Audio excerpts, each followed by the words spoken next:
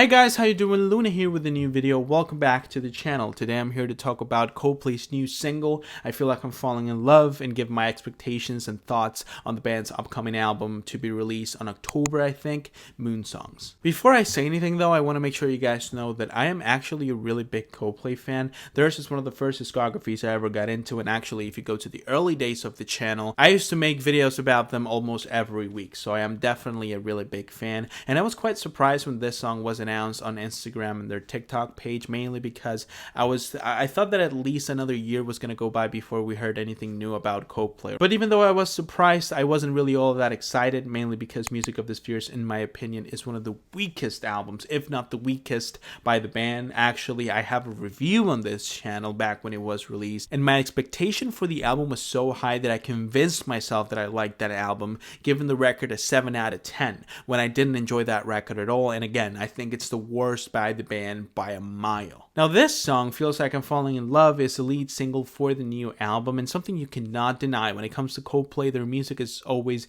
beautiful, charming, and it always has a positive message. However, the true test that any Coldplay song has to go through is that of time, because it's only after more than a few listens that you really see the flaws in the instrumentation, the production, or the recording in this case, and we'll get to that in a minute. And that is especially true when we're talking about the lead singles, because if you follow Coldplay for quite a few years, you know that the singles are often the best songs out of the album. Look at Paradise, Charlie Brown, and Hurts Like Heaven, and Almost Like My Salito. God Put a Smile Upon Your Face, In My Place, The Scientist, and Clocks, From A Rush of Blood to the Head. I mean, you get the point. They're often a really good way for you to make out an idea of how the album is going to sound like, which is why this song has to be one of the most underwhelming singles the band has ever released. I mean, the song is so one-dimensional. It's cute, you know, it's a nice tune, but there's just not enough substance to pack a punch, you know, to leave an impression, to give you a hint about the album sound, you know, which is the reason why after listening to this track multiple times, like literally I've been listening to the song non-stop since Friday,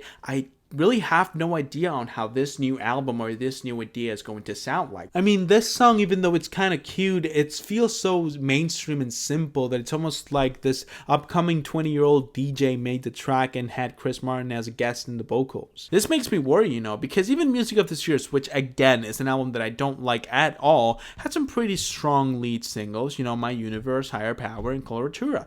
Good songs. Not only that, but Higher Power is an incredible representation of how the rest of the album sounds like, so it was a really good way for fans to speculate about the new sound that the band was trying out in Music of the Spheres. With this album, I don't really know what we're gonna get. It sounds like an EDM stuff, which is why it makes me really worried, because this could truly be the worst album. You know, if the whole album sounds like this, if they sound so simple and plastic, I truly fear that this might be a record that's even worse than Music of the Spheres. Some of the band's greatest songs are released as a single, and now we're supposed to believe that this is supposed to match that energy too, because it doesn't, not at all. It's very simple, the structure is not interesting at all, which is the reason why, even though I enjoy the track to a certain extent, and if you're a casual fan, if you like the voice of Chris Martin, if you like the positive nature that the band usually has surrounding their songs, you're definitely going to enjoy this track too, don't get me wrong. It's not that I'm complaining that the track is not good, it's just incredibly underwhelming. I don't need a really interesting, complex sound. Coldplay is not at all about that. It never was, it never will be probably, but what I want is a track that has substance. You know, the instrumentation must feel full. My main problem with this song is basically the fact that it seems like after Milo Salito, the band realized that the shinier and simpler the songs were, the better they translated to the live performances, and they can make this incredible concert. And listen, I understand, you know, one of my dreams is to go to a Coldplay concert. When you look at the live performances and when you look at all those lights and all those people singing these songs, part of the reason why so many people sing the songs is because of how simple and relatable they are. Every Coldplay album after Milo Salito feels like a prototype for live performances rather than actual cohesive records. Sometimes it works well, you know, songs like Adventure of a Lifetime, A Sky Full of Stars, True Love, and For the Weekend are songs that I truly do enjoy, and they were all built built on this idea of creating a prototype for a live performance, so it's not really an issue. The problem is that the simpler and the shinier you want to make the songs, you step away from what it means to be a Coldplay track. And it's not easy to put into words, but it's clear that if you listen to the band now, it's very different to how it was, not even back in the 2000s. I'm talking Milo Salito, I'm talking Ghost Stories, and I'm talking A Head Full of Dreams. It feels like this modern era of the bands in the 2020s is more plastic and disconnected from the fans. And there's multiple examples, one of them would be the multiple la la la scattered throughout this song, where they could have easily added more lyrics, making the song feel more fulfilled. There's also the fact that you can barely hear the other band members in this track. This is an electronic pop tune, so obviously there's not a lot of space for a drummer, a guitarist, and a bass player. Most of the sounds here are digitally produced, which is why the other band members don't really have a lot to do with it, and that is not even the major problem I have with this album.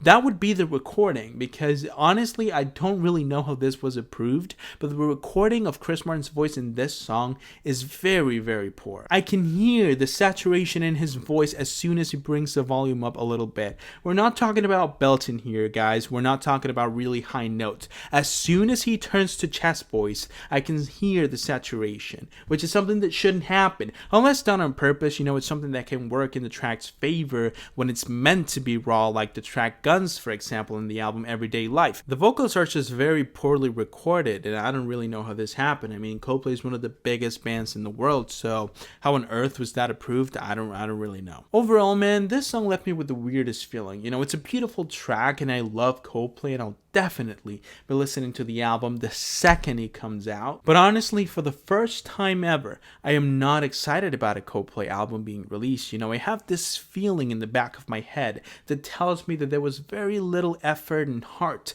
put into this song, which is the complete opposite to what Coldplay represents for me. When I listen to a Coldplay song, even when it's mediocre and commercial, like a lot of the tracks from A Head Full of Dreams, I feel like there's a lot of love and intention behind the track, that they're really passionate about making this sort of music, which automatically makes it better. But I don't get that feeling from this track. I feel like this time around, they're truly running out of ideas. They don't know what to do with this sound, and they don't know how to grow out of it. Everyday Life was an album that I truly did enjoy, but in terms of sales, it didn't really do that good, or at least not compared to the other albums like A Head Full of Dreams and Music of the Spheres. So I feel like the band is scared to go back to an album like Everyday Life, so that's why they're deciding to stay on this pop realm of music. But in doing so, in creating this pop arena chants that people can sing to in their live shows that don't really require that much vocal ability for Chris Martin so he can jump around, I think that the band's losing a lot of its identity, which is the worst thing that can happen to an artist. Because once I don't recognize your music, once I don't really feel the same heart coming from it, that's the moment I stop listening to you. And Coldplay is obviously going to survive. I'm not saying that my opinion is important at all. I'm just putting my thoughts out there, but I feel like even in albums where it was clear that the band was going for a more commercial approach, you could always tell that it was a Coldplay song. You knew what to expect from the band.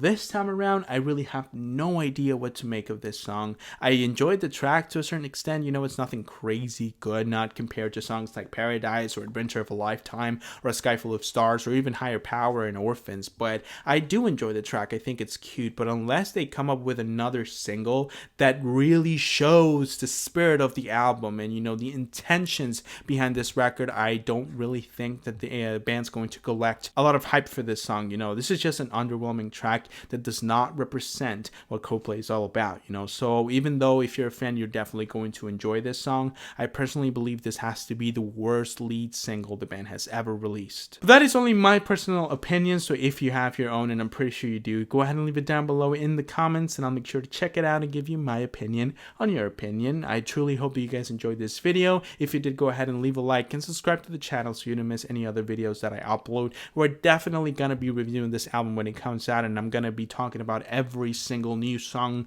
that comes from the album. However, if you want me to talk about any other topic related to music, if you want me to check out a song, album, or artist, go ahead and leave it down below as well, and I'll make sure to check it out and feel free to request as soon as I can. Once again, I hope that you guys enjoyed, and I hope that I can see you soon with a new video. But until then, bye.